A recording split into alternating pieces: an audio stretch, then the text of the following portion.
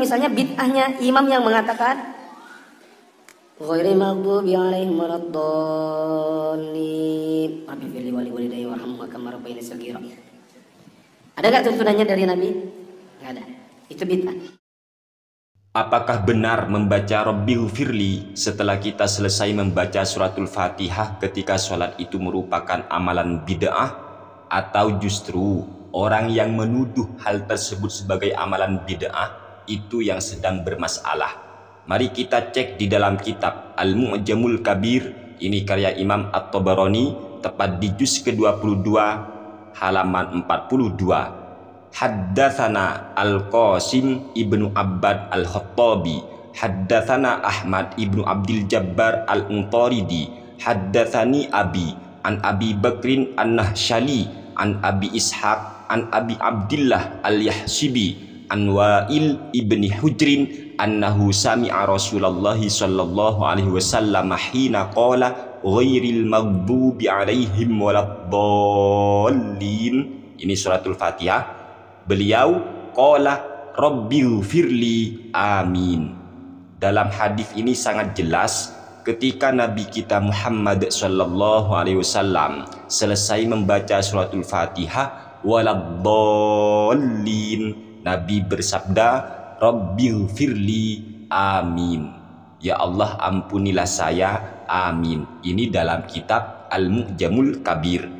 Hadis yang sama juga diriwayatkan oleh Imam Al-Hafiz Al-Baihaqi dalam kitab beliau yang bernama As-Sunanul Kubra di juz kedua halaman 84 terbitan Darul Kutub Al-Ilmiyah. Wa akhbarana Abul Husain ibnu Bishron amba'ah Abu Ja'far Ar-Razzaz, haddatsana Ahmad ibnu Abdul Jabbar Al-Untaridi, haddatsana Abi an Abi Bakrin An-Nahsyali an Abi Ishaq an Abi Abdillah Al-Yahsibi an Wa'il ibni Hujrin annahu sami'a Rasulullah sallallahu alaihi wasallam hina qala ghairil maghdubi 'alaihim waladdallin. Al-Fatihah ini ya, surat Al-Fatihah ayat ke-7, qala rabbil firli amin. Dari hadis ini sangat jelas sekali Nabi kita Muhammad sallallahu alaihi wasallam ketika beliau selesai membaca suratul Fatihah waladdallin, Nabi berdoa kepada Allah rabbil firli amin. Jadi bukan bid'ah. Al-Allamah Abu Bakar Utsman bin Muhammad Syatta Ad-Dimyati menjelaskan dalam kitabnya yang bernama I'anatut Talibin, tepat di juz pertama halaman 251 terbitan Darul Kutub Al-Ilmiyah, wa yusannu ta'minun ay qauluhu amin bitakhfifi wal maddi wa hasuna ziyadatu rabbal alamin aqibaha ay al-fatihati walau kharijas sholati ba'da saktatin latifatin malam yatalaffaz bi syai'in siwa rabbil firli. Qauluhu siwa rabbil firli ay annahu yustathna minat talaffuzi bi syai'in at-talaffuzu bi rabbil firli fa innahu la yadurru lil khabaril hasani annahu sallallahu alaihi wasallam qala aqiba waladdallin. Ini surat Al-Fatihah ayat ke-7. Nabi bersabda atau Nabi berdoa rabbil firli. Sangat jelas sekali status bacaan rabbil firli sesuai hadis tersebut. Ternyata dalam kitab I'anatut Talibin ini hadisnya adalah hadis hasan. Keterangan yang sama juga dijelaskan oleh Syekh Sa'id bin Muhammad Ba'ashin dalam kitabnya yang bernama Bushrol Karim bi Syarhi Masailit Ta'lim, tepat di halaman 75 terbitan Al-Hidayah. Naam yusannu ba'da waladdallin wa qabla amin kama fil khabar rabbil firli. Ya, disunnahkan setelah membaca waladdallin dan sebelum membaca amin disunnahkan membaca rabbil firli. Hal ini sebagaimana yang sudah tertera di dalam hadis Nabi Muhammad sallallahu alaihi wasallam.